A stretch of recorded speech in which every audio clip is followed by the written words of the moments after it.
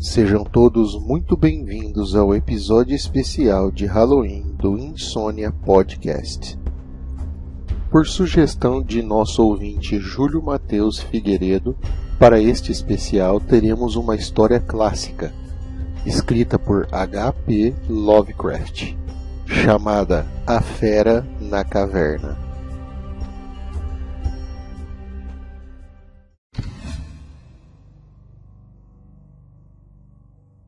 A conclusão terrível que vinha se impondo gradualmente sobre minha mente confusa e relutante era agora uma certeza aterradora. Eu estava perdido, completo e desesperadamente perdido nas vastas e labirínticas reentrâncias da caverna mamute.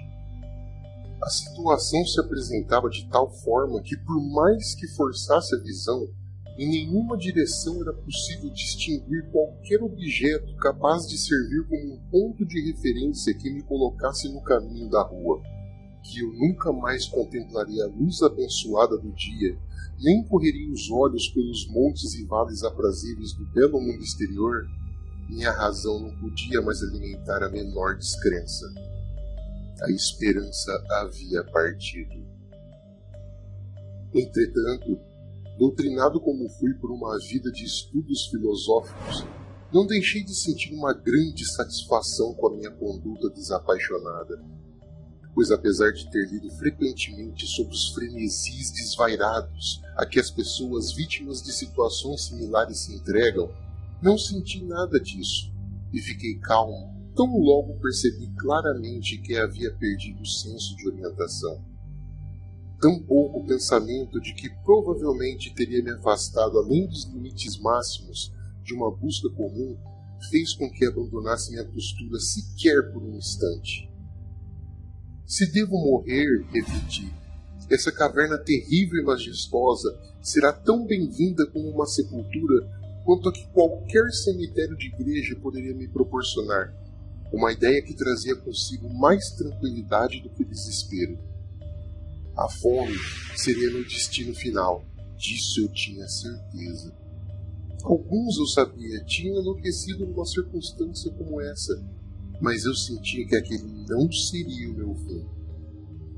O desastre que vivia era resultado de minha inteira responsabilidade, já que, sem avisar o guia, havia me separado do grupo ordeiro de visitantes, e perambulando por mais de uma hora em caminhos proibidos da caverna, vi-me incapaz de retornar pelas curvas tortuosas que havia seguido desde que abandonara meus companheiros.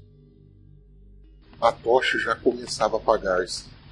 Logo, eu seria coberto pela escuridão total, quase palpável das entranhas da terra. Parado na luz instável e decrescente, refleti em vão sobre as circunstâncias exatas do fim que se aproximava. Lembrei dos relatos que ouvira da colônia de tuberculosos que passara a morar nessa gruta gigantesca, buscando curar-se com a atmosfera aparentemente sadia do mundo subterrâneo, com sua temperatura estável e uniforme, seu ar puro e ambiente sossegado, mas que havia encontrado em vez disso uma morte estranha e horripilante. Eu vira os escombros tristes de suas cabanas mal construídas, quando passara por elas com um grupo e tinha me perguntado que influência antinatural uma longa estada nessa caverna imensa e silenciosa existiria sobre um homem saudável e vigoroso como eu.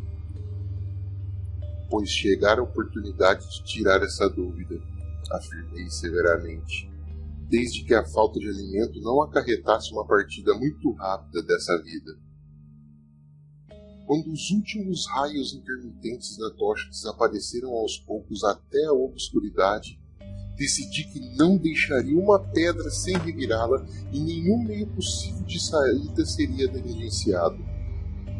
Assim sendo, reunindo toda a capacidade dos meus pulmões, dei uma série de gritos na esperança vã de chamar a atenção do guia com o meu clamor. Enquanto chamava, entretanto, tinha certeza de que as súplicas não tinham efeito algum e que minha voz aumentada e refletida pelas inumeráveis plataformas do labirinto escuro à minha volta não chegava a nenhum ouvido a não ser os meus. De repente, no entanto, Parei para prestar atenção quando imaginei ter ouvido o som suave de passos que se aproximavam no chão rochoso da caverna. A minha libertação seria conseguida tão cedo? Todas as apreensões terríveis então haviam sido por nada e o guia teria notado a minha ausência desautorizada e seguido meu curso, procurando-me nesse labirinto de calcário? Enquanto essas indagações felizes surgiam no meu cérebro, eu estava prestes a renovar meus gritos a fim de que me descobrissem de uma vez, quando num instante minha alegria transformou-se em horror. Minha audição, que sempre fora sensível e que agora estava mais aguçada ainda com o silêncio completo da caverna, transmitiu para minha compreensão entorpecida a consciência inesperada e terrível de que aqueles passos não eram como os de qualquer homem mortal. No silêncio fantasmagórico dessa região subterrânea, o caminhar do guia calçando botas teria soado como uma série de batidas secas e incisivas. Os impactos eram suaves e furtivos, como os da patas de um felino. Além disso, quando prestei bastante atenção, eu parecia acompanhar as batidas de 4 pés ao invés de 2. Eu estava convencido agora que tinha provocado e atraído alguma fera selvagem com meus próprios gritos, talvez um leão das montanhas que se perdera acidentalmente dentro da caverna. Talvez, considerei, o Todo-Poderoso tinha escolhido para mim uma morte mais rápida e misericordiosa do que a da fome. O instinto de autopreservação, entretanto, que nunca estivera completamente adormecido, foi incitado em meu peito, e embora a fuga do perigo iminente pudesse apenas me poupar de um fim mais sombrio e prolongado, decidi mesmo assim a vender a vida o mais caro possível. Por mais estranho que possa parecer, minha mente não concebeu outra intenção por parte do visitante a não ser a da hostilidade. Dessa maneira, não fiz ruído algum, na esperança de que a fera desconhecida perdesse seu senso de direção na ausência de um som que a guiasse como correra comigo, e assim passasse ao largo. Mas essa esperança não estava destinada a se concretizar, pois os passos estranhos avançavam firmes.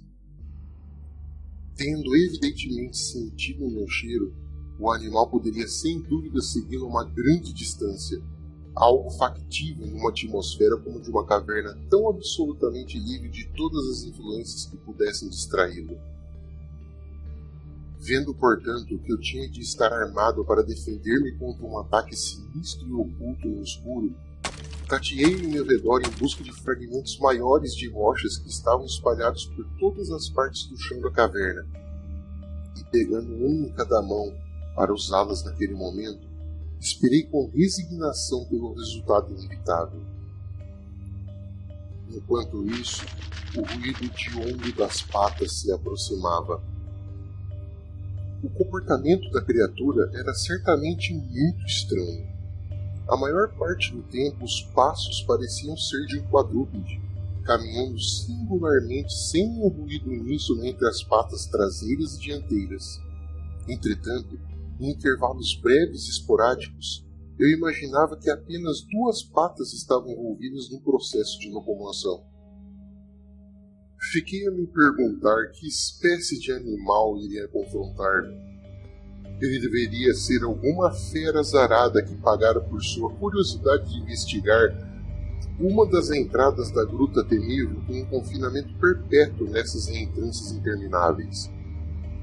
Sem dúvida, ela obtinha como alimento o peixe sem olhos, os morcegos e os ratos da caverna, assim como alguns dos peixes comuns que são levados pelas cheias do Rio Grande, que se comunica de alguma maneira oculta com as águas da caverna.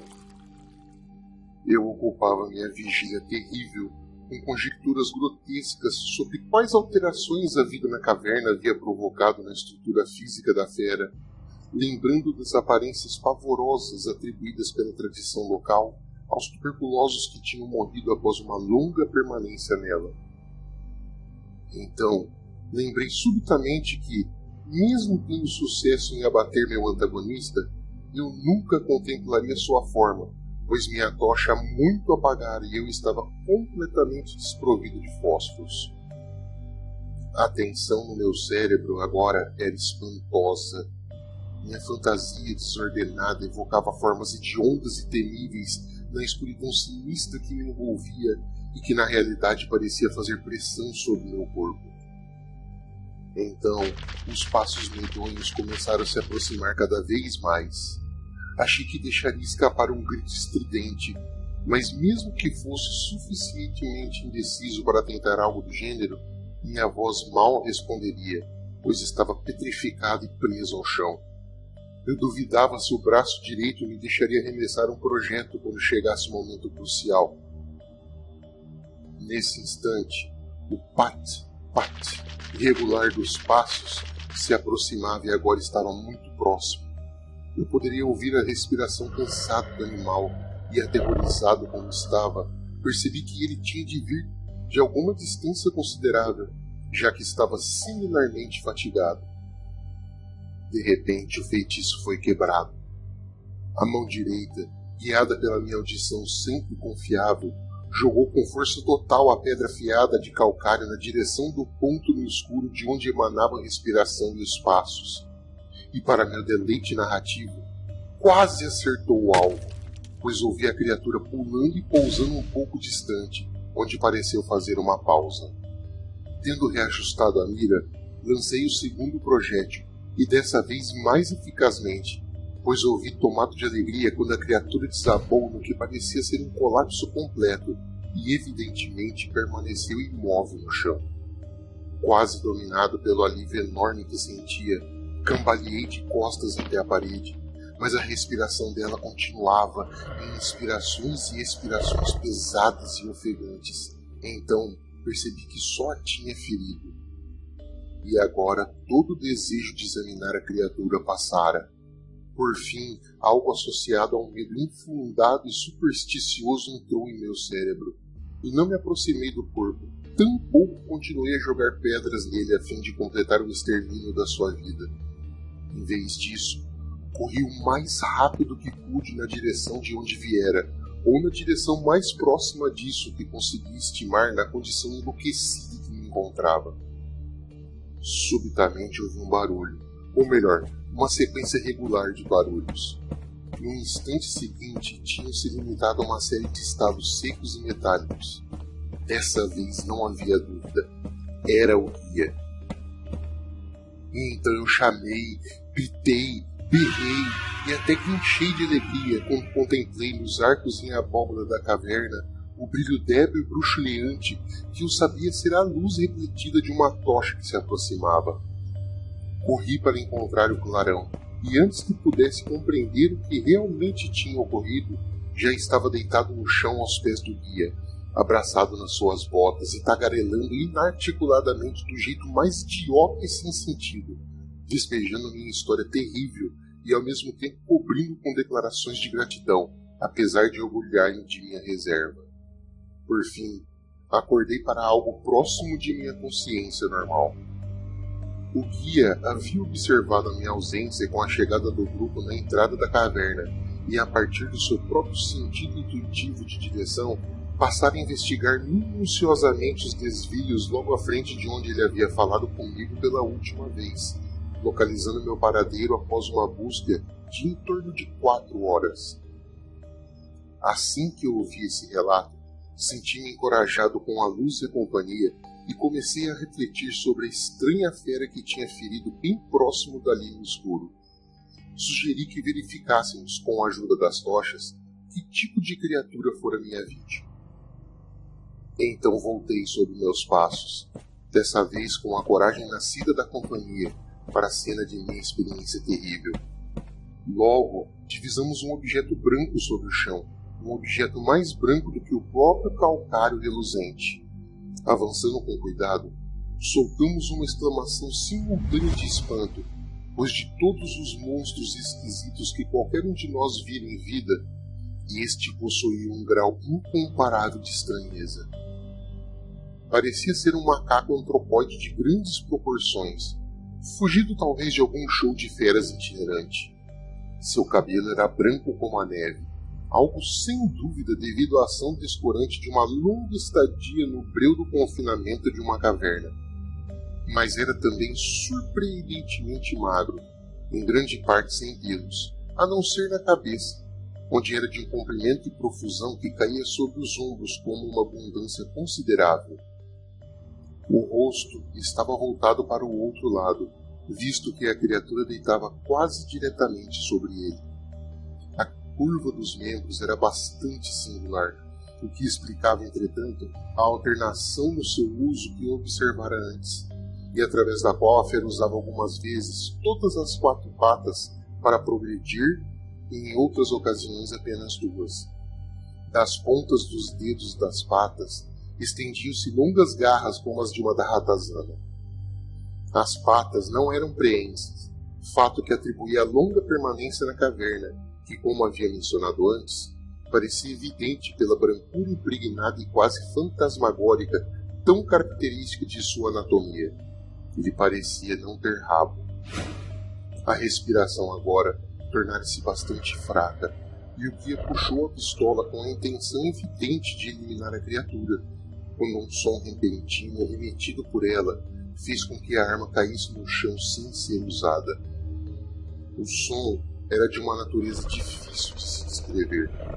Não era como o timbre normal de qualquer espécie de símio conhecida. Me pergunto se essa qualidade antinatural não era resultado de um silêncio longo, continuado e absoluto, quebrado pelas sensações produzidas pela chegada da luz, algo que a fera não poderia ter visto desde a sua primeira entrada na caverna. Um som que eu poderia tentar descrever como sendo um tagarelar inarticulado seguia cada vez mais fraco. Então, de uma hora para outra, um espasmo fugidio de energia pareceu trespassar a carcaça da fera. As patas se mexeram convulsivamente e os membros se contraíram. Com um movimento reflexo, o corpo branco rolou para o lado de maneira que o rosto voltou-se para a nossa direção. Por um momento fiquei tão aterrorizado com os olhos que se revelavam que não observei nada mais. Eles eram escuros, aqueles olhos, de um âmbar negro, em contraste terrível com o cabelo e a pele cor de neve. Assim como os olhos de outros moradores das cavernas, eles eram afundados nas suas órbitas inteiramente destituídos da íris. Quando olhei mais proximamente, vi que faziam parte de um rosto menos prógnato do que o de um macaco médio e infinitamente menos peludo. O nariz era bem definido. Enquanto olhávamos pasmos para o quadro fantástico diante da nossa visão, os lábios grossos abriram-se e vários sons foram emitidos deles, após o que a criatura relaxou na morte. O que agarrou a manga de meu casaco e tremia tão violentamente que a luz sacudia em espasmos, jogando sombras estranhas e rápidas sobre as paredes. Não fiz movimento algum e fiquei rigidamente parado, com os olhos horrorizados fixos sobre o chão à minha frente. O medo deixou-me, e o assombro, a surpresa, a compaixão e o respeito sucederam-se no seu lugar, pois os sons emitidos por aquela figura ferida e agora estendida sobre o calcário nos contou a verdade aterradora. A criatura que eu matara, a fera estranha na caverna inescrutável era, ou fora um dia, um homem.